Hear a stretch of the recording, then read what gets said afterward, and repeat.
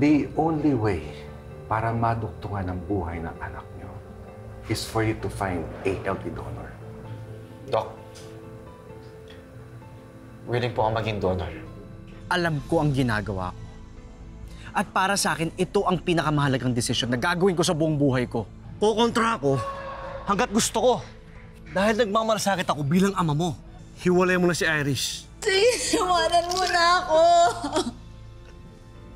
Kasi hindi mo ako responsibilidad. Hiwalay na tayo.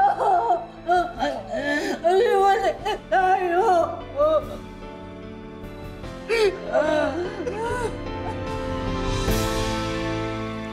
Kapag mahal mo ang isang tao, kaya mo bang ibigay hindi lang ang iyong puso, kundi ang iba pang bahagi ng iyong katawan at pagkatao para madugtungan ang kanyang buhay? Yan ang buod ng ating nakakakilig at nakakaantig na totoong kwento ng wagas na pagmamahal. Dito lamang yan sa aming episode na pinamagatang My Kidney Belongs to You, the Philip Maala and Irish Maniwang love story.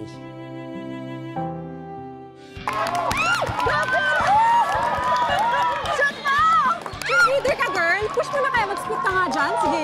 Naku, iyaan mo na! Ayun na! Ayun na! Ah! Oh my God! Stop it! Shut mo! Agawin mo!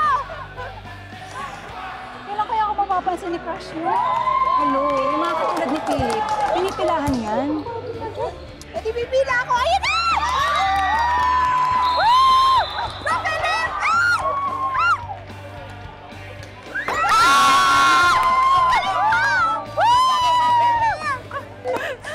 Grabe, girl.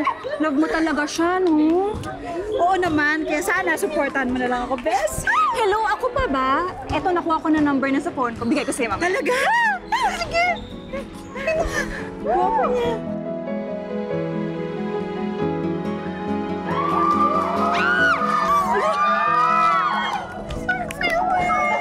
Kilig na kilig ka, girl. Philip, ikwento mo nga sa amin, saan kayo nagkakilala ni Irish? Bali, third year high school po ako noon. Fourth year high school siya. Kamusta naman ba ang relationship mo una muna sa mama mo at saka sa papa mo? Yung sa mother ko po talagang sobrang close po kasi kami nun. Oh. So, lagi po kaming magkakasama sa pagtulog, sa pagkain, pag mag-shopping sa mall. Okay. Yung sa father ko naman po, lagi po kasi siyang nasa work eh. Anak, bumalik na tayo sa bahay. Nung tumawag yung papa mo kanina, sabi niya on the way na siya. Naman, malilate kayo sa check-up niyo sa doktor eh. Tsaka huwag na tayo umasa na magpapakita pa si Papa sa atin. Hindi naman niya tayo priority. Pangalawang pamilya niya lang naman tayo. Ikaw naman, anak. Natatampo ka na naman. Oo, may ibang pamilya yung papa mo. Pero ginagawa naman niya yung makakaya niya para tuparin yung responsibilidad niya sa atin. Mahal niya tayo, anak. Hindi naman totoo yan. Ma! Ma! Oh, ayun na pala papa mo eh. Eh, sa'yo, hintay niya na ako eh. Ha? Nabutan ko pa kayo. Oo nga. Mukhang nainip tong binatang poging-pogi na to ah. Anak, balita ko, meron ka raw nililigawan ah. Ano naman eh. Oh, kaya namin siya makikilala. Anong pangalan niya, anak? Irish. Ma! Uy! Yung binata namin, magkaka-girlfriend na yan. Oh, gaya mo kayong diskarte ko. Kung paano ko diskarte yan ng mama mo. Ha? Haranahan mo si Irish. Para mapasugot mo agad siya. Patuhin mo naman pa. Oh, ganyan ang ginawa ng papa mo sa akin noon. Ewan ko sa'yo. Oh, tara na. Halika na, halika na. Mali pa tayo.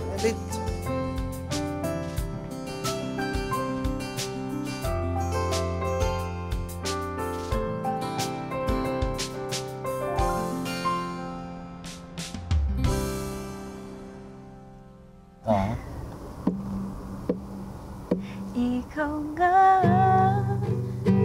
ang siyang magbabago sa aking buhay hanggang iwanan ang lahat upang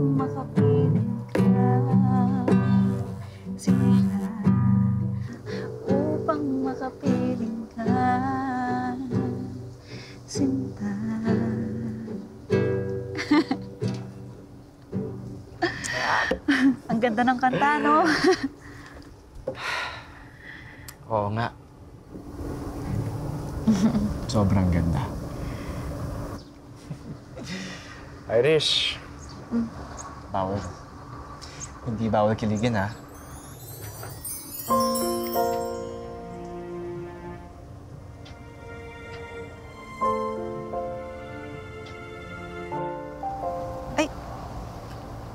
Ano ka ba? Ang bilis mo naman.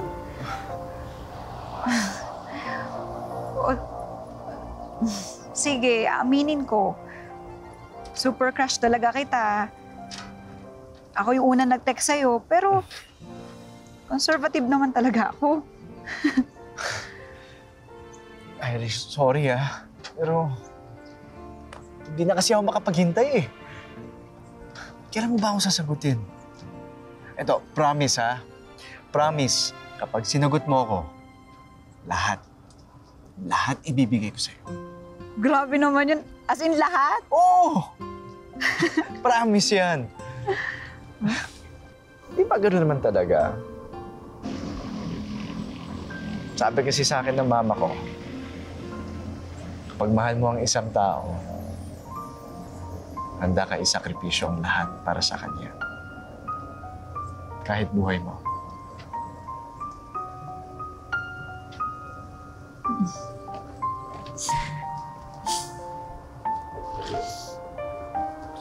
Oh. Bakit? Ang seryoso mo kasi masyado eh. Ang matured. Pero gusto ko naman yun. Sandali. Ibig sabihin nun, tayo na? Ang hina mo naman. Girlfriend na kita?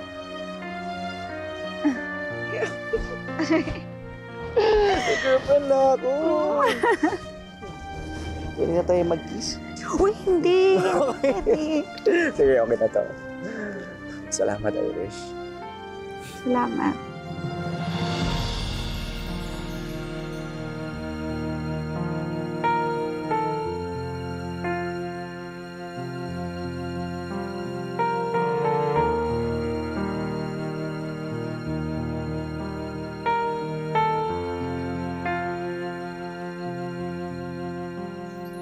Yung inyong relasyon, meron ba mga pagsubok na pinagdaanan?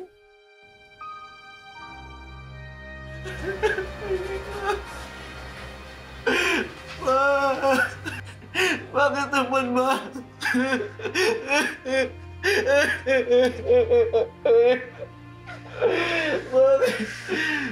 Bakit naman sa'yo mo walang iwan? Ba't mo ginawa ito sa akin, Ma?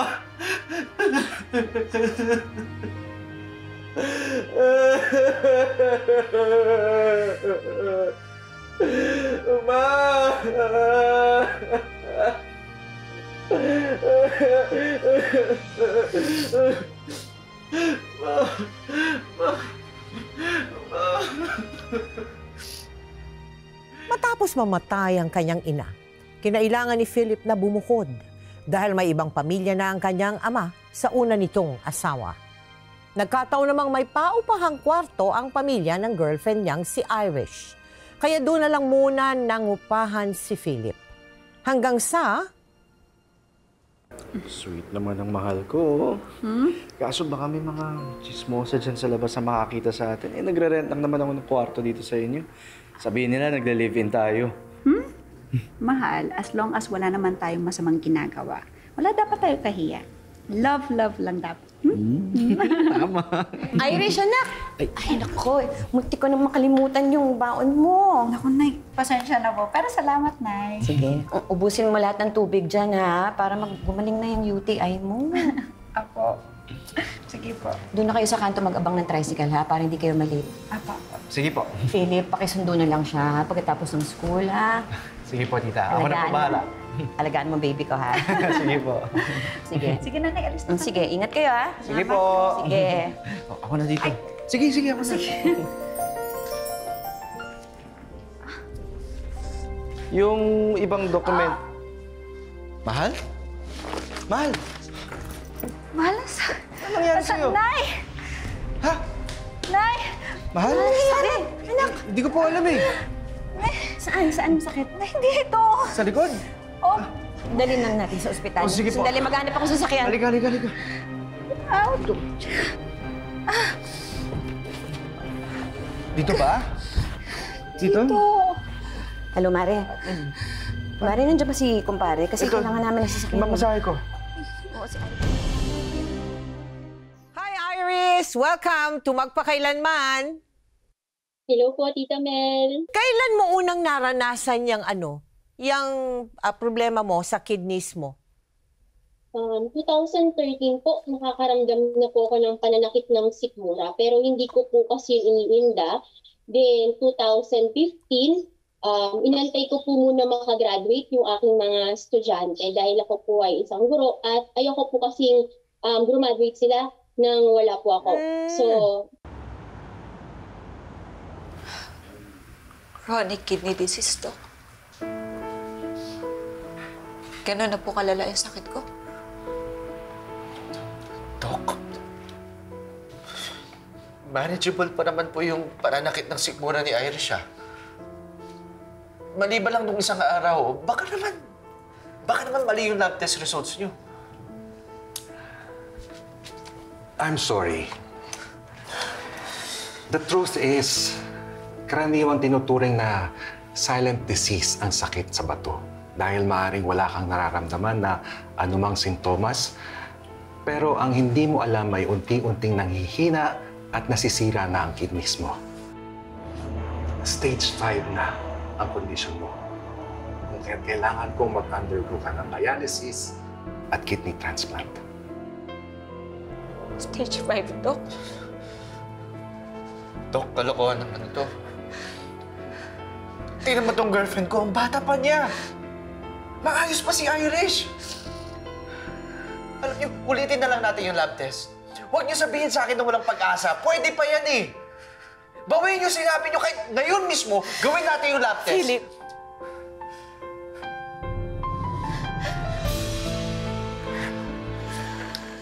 Huwag kang makinig sa kanya.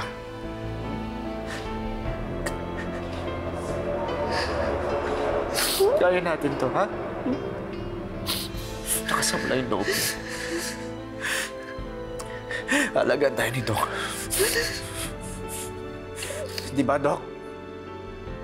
Kahit ngayon mismo, itong araw mismo, gawin natin yung lab test. Sige na.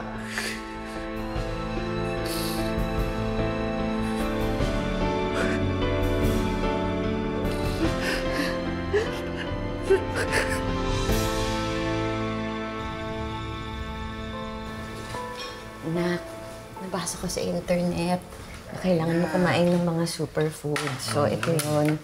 Ayan, no. So, kompleto yan. Merong prutas, may itong juice na to. May mga grains yan, tsaka mga ano. Para sa... Ito, mansanas. Nay.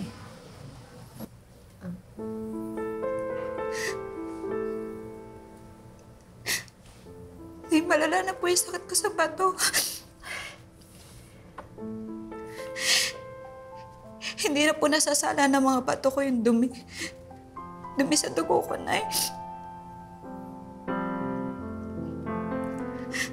Nay, ang kailangan ko, kidney donor.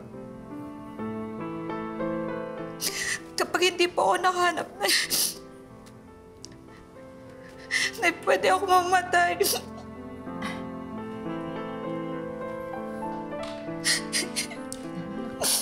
Anak, hindi ka mamamatay. Hindi yun mangyayari sa'yo. Kailangan mong lumaban. Makinig ka sa akin, anak. Ha? Naintindihan mo? Hindi ka mamamatay, hindi. Hindi.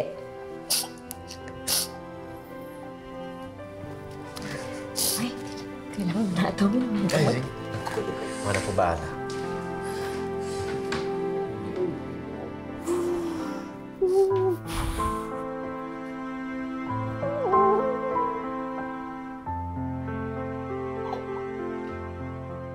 Habang desperado silang naghahanap ng kidney donor na matched genetically kay Irish, 3 beses kada araw na sumasailalim si Irish sa tinatawag na peritoneal dialysis o pagsasala ng mga dumi at lason sa dugo na si Philip mismo ang gumagawa sa bahay.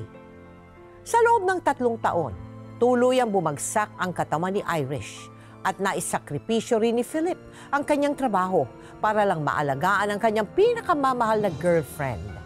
Hanggang sa... Sisimulan na natin, ha? Mahal. Oh. Pumasok ka na sa trabaho mo. Iwan mo na muna ako, please. Sobra-sobra na itong ginagawa mo sa akin. Mahal, hiyang-hiyan ako sa'yo. Mahal, maliit na bagay lang ito. At ikaw ang pinaka-importanting tao sa buhay ko. Kaya hindi kita susubukan. Maraming salamat, mahal. Pero paano kayo ng tatay mo? Hindi ba kayo nagtatalo dahil sa pag-aalaga mo sa akin? Paano mo nalaman to? Nakausap ko yung mga kapatid mo. Kaya nalaman ko na nagkakatampuhan kayo.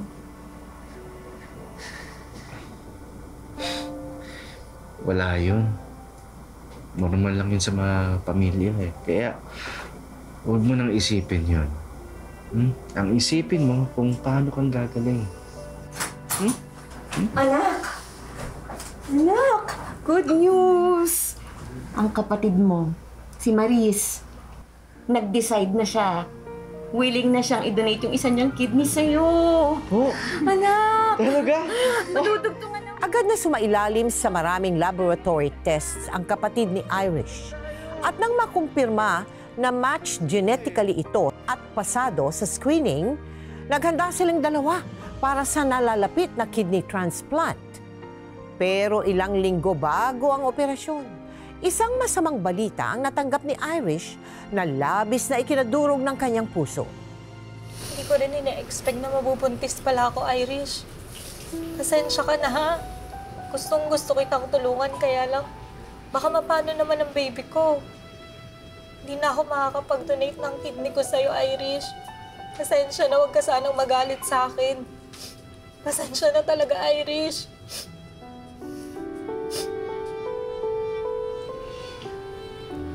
Maris, wala naman akong karapatang magalit sa'yo. Kasi ako yung may kailangan. Natatakot lang ako kasi naubusan na ako ng oras eh. Gusto ko pang mabuhay para sa taong mahal ko. Marami pa akong pangarap sa buhay. Marami pa akong plano. Gusto ko pang bumuo ng sarili naming pamilya. Ayoko pang mamatay. Ayoko pang mamatay. Paris, ayoko pang mamatay.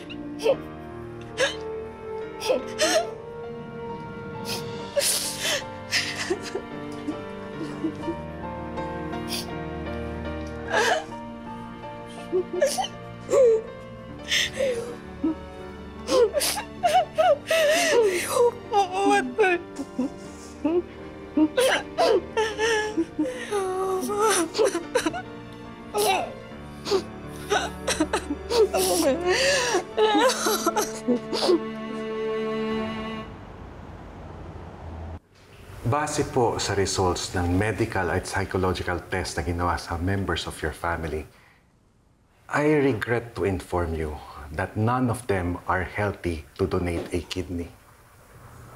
Ha? Pero Dok, paano po nangyari yun? Eh, di ba po yung yung mga kamag-anak ng pasyente ng donor, yun yung mas madaling makakuha ng successful na screening? Not necessarily po. Whether kamag-anak o hindi ang isang donor, ang importante ay compatible sa recipient ang kanyang blood at tissue type, maging ang kanyang tissue cross-matching. Additionally, there are also certain medical conditions kung saan ang isang individual ay hindi pwedeng maging kidney donor tulad ng hypertension or diabetes. Dok, paano nang gagawin namin? Dok, tingnan niyo po yung anak ko. Palala yung condition niya. Paano kung hindi kami makahanap ng donor? Ayoko mamatayan ng anak, Dok. Dok, parang awan niyo na, please. Gawin niyo yung lahat para iligtas ang anak ko. Please, Dok. The only way para maduktungan ang buhay ng anak niyo is for you to find a healthy donor.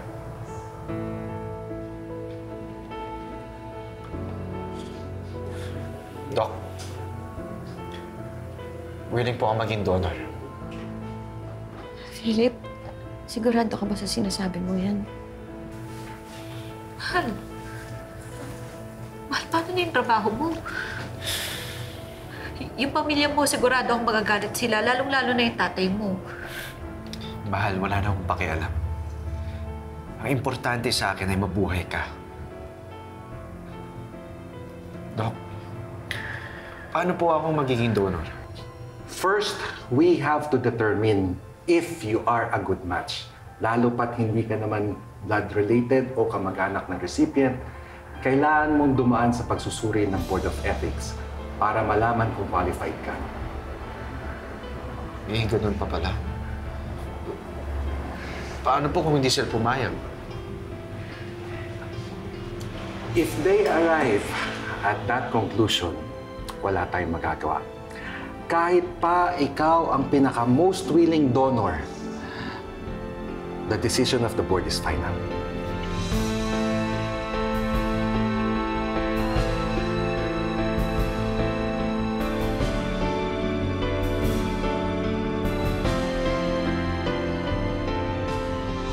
Ano pala reaksyon mo, Iris, nung nag-offer si Philip na ibigay sa iyo yung isang kidney niya? Nagulat po ako na nasaya, na natakot. Ganun po yung naramdaman ko. Hindi po agad siya nag-sink in sa isipan at puso ko. Kasi po biglaan po talaga. Ano yung mga umiiral sa kaisipan mo nun? Between life and death po kasi eh. Oo. Buhay na po kasi yung pinag-uusapan dito eh. Pangalawa po, yung family ko, hindi ko alam kung paano nila matatanggap yung desisyon ko na yun. Kasi mag-isa ko lang po siyang dinesisyon eh. Oo. Bakit nga ba yun ikinubli mo sa papa mo? Doc! Doc! Tulungan niyo kami! Saan si Doc? na po sila sa ER. Tinatawagan na namin siya eh! Ba't hindi na po. Magpakita na siya! Punta na natin siya! Mahal, punta na tayo doon! Halika na!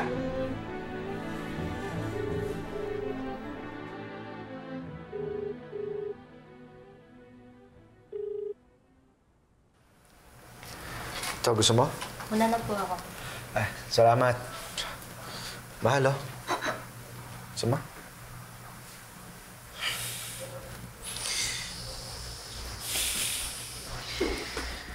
Mahal. Sabi ni Doc, kailangan daw silipin ang ugat ng puso mo. Tapos yung blood pressure mo, mataas din. Kung hindi makuha yan sa gamot, baka maurong ang schedule ng transplant operation natin.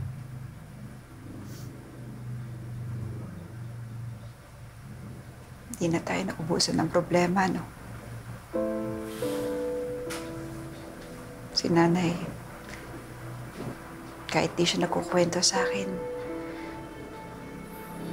alam ko na hirap na rin siya sa paghahanap ng pera. Para sa gamot ko at para sa pambayad dito sa ospital. Pati ikaw, mahal. Nawalan ka din ng trabaho ng dahil sa akin.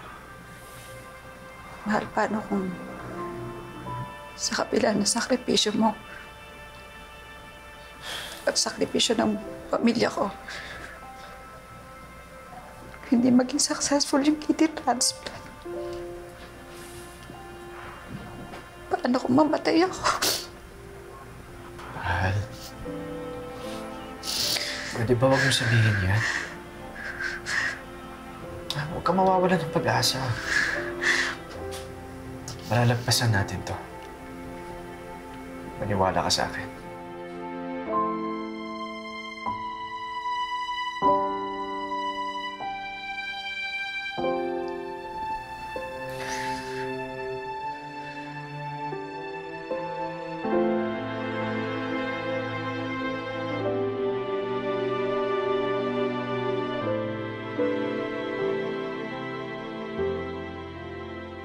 Thank you, Salamat. Matutuwa si Irish niyan. You know? Oo. Maraming salamat sa suporta mo sa fundraising namin ni Irish, ha. Promise, makakabawi kami sa inyo. Kaba, wala yun. Sabihin ko rin yung ibang batchmates natin. Post ko sa social media para marami pang makatulong. Ano nga, no? Social media nga pala. Hindi ko naisip yun. Dalawang set. Ay, sige. Dalawa daw. Thank you. Pati ito. Okay. Sige. Yun. Ito po. Maraming salamat. Salamat. Ay, teka. Sukli niyo. Wag na, tulungan namin kay Irish yan. Thank you, Salamat. Thank you. Tutulungan si Irish dito. Thank you. Thank you. Grabe, ang dami na nating nabenta today. Grabe. Ay, dadasal ko talaga na maging okay yung kidney transplant ng best friend ko. Konti na lang yan. Sana mabenta pa natin. Nak.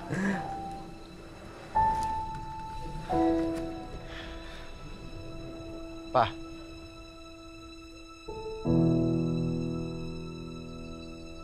Ano bang pumasok sa kokote mo, ha, Philip?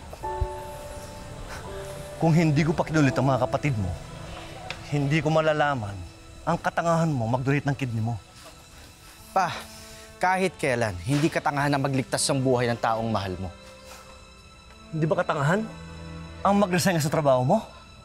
At talagang ipapatapos mo ang bato mo dahil sa ibang tao. Hindi mo siya asawa. Girlfriend mo pa lang siya. Pero pa, mahal na mahal ko si Irish. Kaya ako to ginagawa para sa kanya. Paano yung sarili mo? Hindi mo mahal? Paano yung buhay mo malagay sa peligro? Paano kung makakasiguro na aalagaan ka ni Irish kapag nagkaroon ng aberya ang operasyon nyo? Anak, ama mo ako. Oo, hindi ako naging perpektong ama, pero mahal kita. Anak kita. Ayoko nadidihado ka. Pa, alam ko ang ginagawa ko. At para sa akin, ito ang pinakamahalagang desisyon na gagawin ko sa buong buhay ko. Kaya please, huwag na kayo kumontra sa akin. Pwede? Kukontra ako hanggat gusto ko. Dahil nagmamalasakit ako bilang ama mo. Kaya hanggat di ba natutuloy ang kidney transplant niyo, hiwalay mo na si Irish.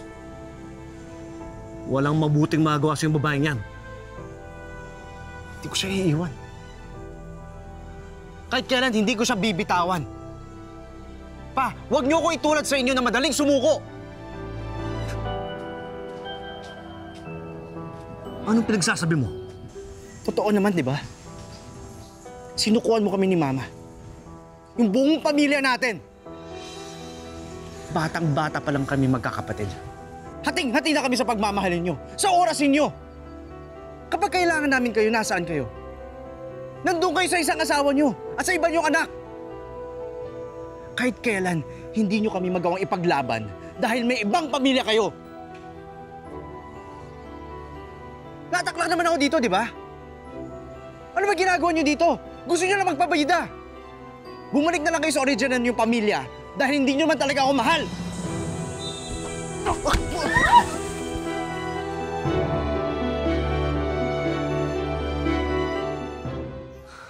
Anak, I'm sorry. Anak. Anak. Anak.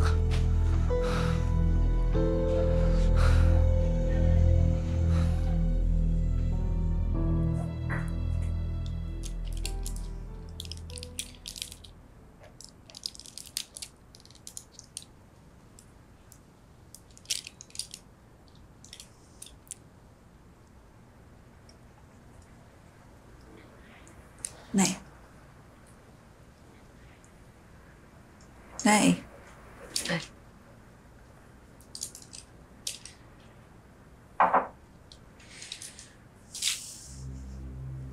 Nay, may problema po ba? Hindi, kasi yung mga ibang kapitbahay natin hindi nagsasawa sa kakachismis. Sabi nila, hindi pa daw kayo kasal ni Philip pero inaabuso daw natin yung kabaitan niya. Sa tingin ba nila, mapipigilan natin si Philip kung gusto niya mag-donate ng kidney para sa'yo? Sobrang pagmamahal sa'yo ng boyfriend mo, nak. Bakit kasi ganun mag-isip ng mga ibang tao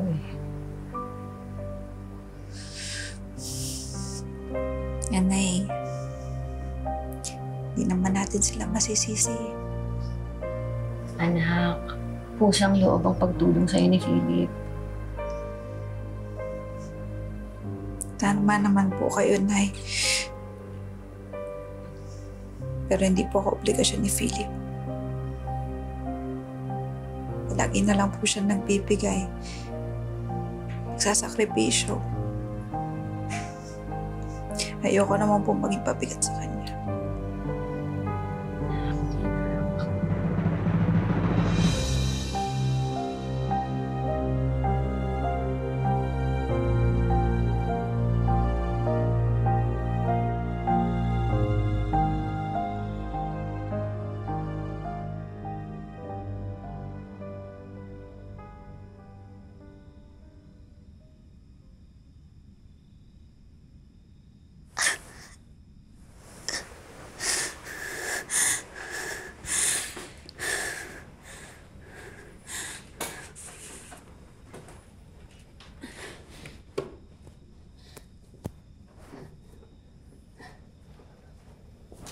Mahal! Mahal!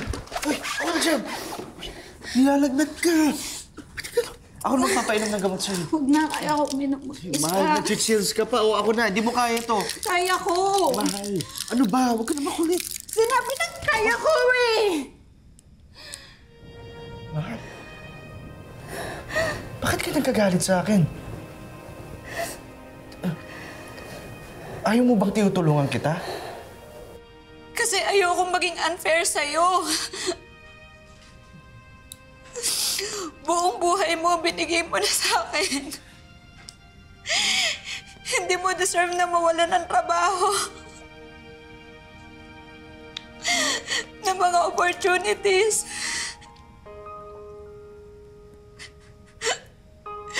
Na masira yung relasyon mo sa tatay mo nang dahil sa pagmamahal mo sa akin.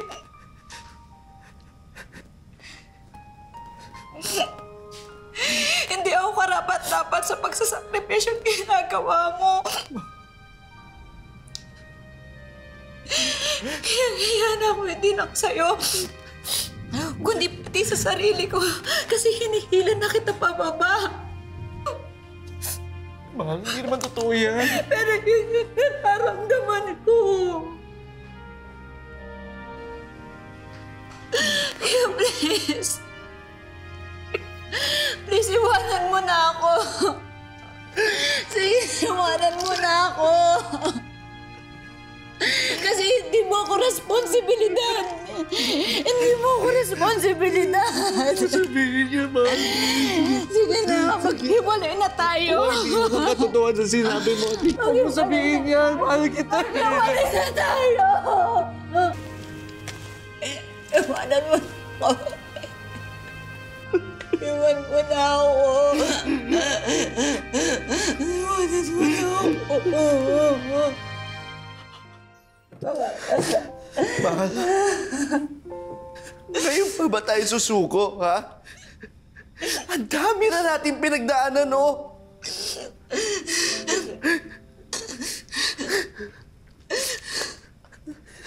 Naalala mo ba yung sinabi ko sa'yo noon? Ha? Nung niligawan kita.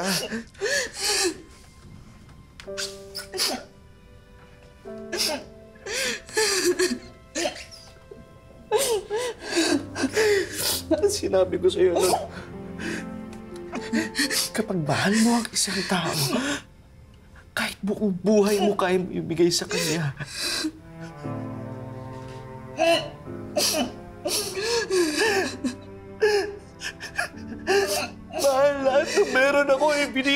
sa'yo dahil mahal kita.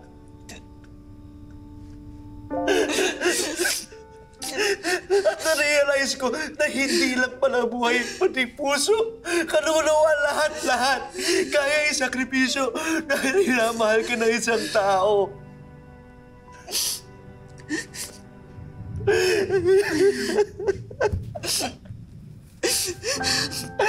Reyna.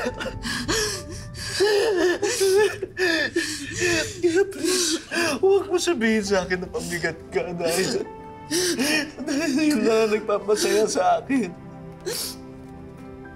Hayaan mo lang ako pagsilbihan ka at mahalin ka dahil yun lang ang gusto ko.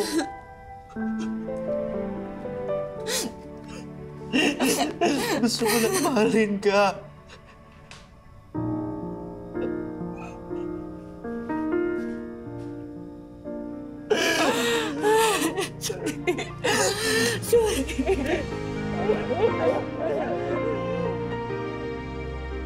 Dahil sa wagas na pagmamahalan nina Irish at Philip, nalagpasan nila ang mga hamon na dumating sa buhay nila. Hanggang sa dumating ang araw na pinakahihintay nila. Mahal, kinakabahan ako.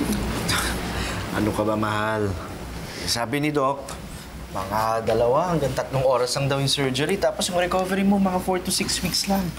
Kaya tiwala lang, ha? Kayang-kaya natin to. Ay, siya nga pala, Philip. Po. Yung papa mo yung nag-arkila ng sundo natin ngayon. Para daw may matulong daw siya sa inyong 2 ni Irish. Talaga po? Oh, pa.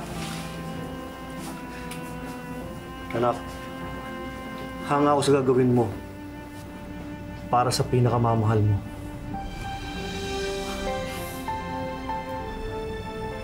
Napatawad mo na ba ako? Oo naman, pa. Kalimutan na natin yun. Okay na tayo. Tara. Tara. Oh. Halika na. Halika. Ready ka na, mahal? Halika na.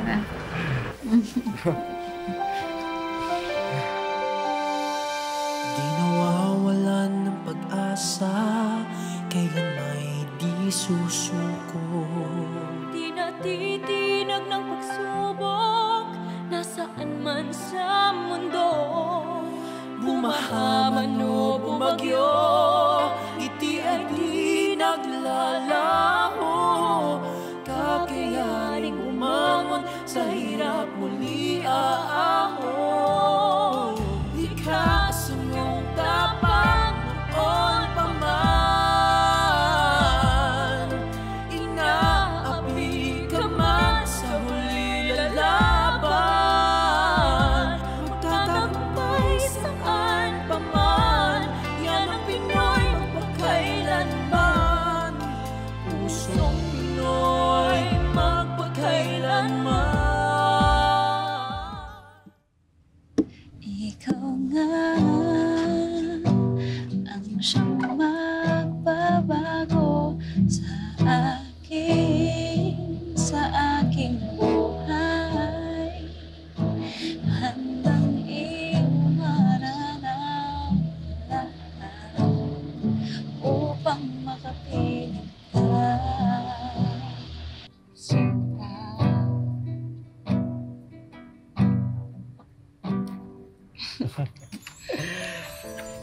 Hindi bawal kiligin. Oo, mahal. For 12 years na. 12 years.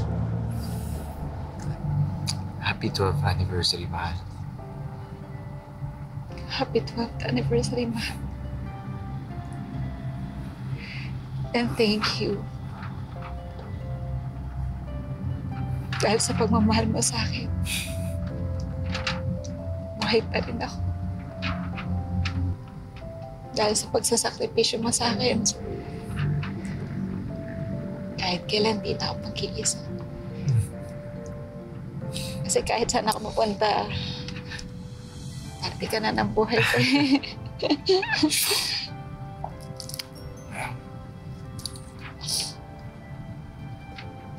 Mahal. My life. My soul. And my kidney. Everything belongs to you. Mahal na mahal kita. Mahal na mahal din kita.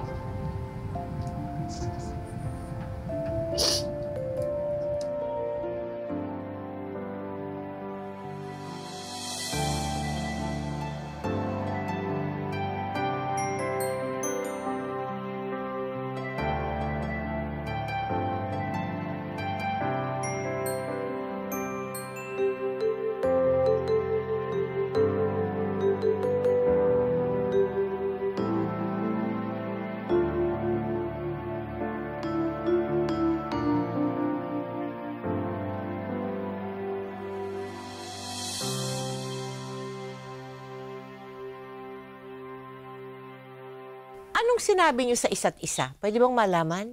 After the operation. Gusto ko po siya yakapin, pero hindi ko magawa kasi po, bawal nga po dahil prone for infection po ako, mababa po yung immune system ko that time. So gusto kong sabihin sa kanya na how thankful I am dahil sa ginawa mong pag-donate ng kidney. Nandito ako ngayon sa harapan mo, humihinga pa ako. Masasabi niyo ba na itong pinagdaanan ninyo, lalo pang nagpatibay sa inyong pagtitingin ng dalawa? Philip? Sobrang po akong na-bless talaga sa aming dalawa. Naging center po si Lord sa amin. At saka patuloy po kami kasi talaga nagdadasal sa araw-araw pagka may gusto kaming mangyari sa mga gagawin namin. Meron ka bang nais na sabihin kay Philip na hindi mo pa nasasabi sa kanya? Philip, gusto ko lang sabihin sa iyo na nagpapasalamat ako sa Diyos dahil biniyayaan niya ako ng napaka-special na lalaki na siyang magiging dahilan upang madugtungan ang aking buhay. I love you so much, Philip, and thank you so much for everything. I think that deserves a reply. Ingatan mo yung kidney na binigay ko. At the same time, sana magpatuloy lang tayo hanggang sa tumanda tayo, hanggang sa future natin na maging baby. Nais ko lang sabihin sa inyong dalawa, alam nyo, napakasarap. Dalawang taong nagmamahalan. At yung tunay na pagmamahal, damang-dama ko rin sa inyong dalawa. Maraming salamat sa inyo, ha? And good luck! Good luck on your wedding next year. Thank you. Thank you so much and God bless po. In sickness and in health, till death do us part. Yan ang sinumpaan ng dalawang ikinakasal, hindi po ba? Pero sa kaso ni na Philip at Irish, hindi pa man sila formal na ikinakasal, napatunayan na nila ang sumpaang ito sa isa't isa. Sa aking mga ka-millennials dyan, naway lahat tayo, sana all, makatagpo ng ganitong kalalim at katotoong pagmamahal mula sa isang nilalang. At yung walang ipinagkakait, yung bang binibigay ang lahat, hindi lang puso, hindi lang kaluluwa. At kung siya ay inyo nang natagpuan at kapiling nyo ngayon, mag-I love you nga kahit isang beses at isang kiss naman dyan. At magpasalamat tayo sa ating Panginoon dahil ito ay napakagandang blessing. Ngayon, bukas, at magpakailanman. Magtatagumpay saan pa man, yan ang Pinoy.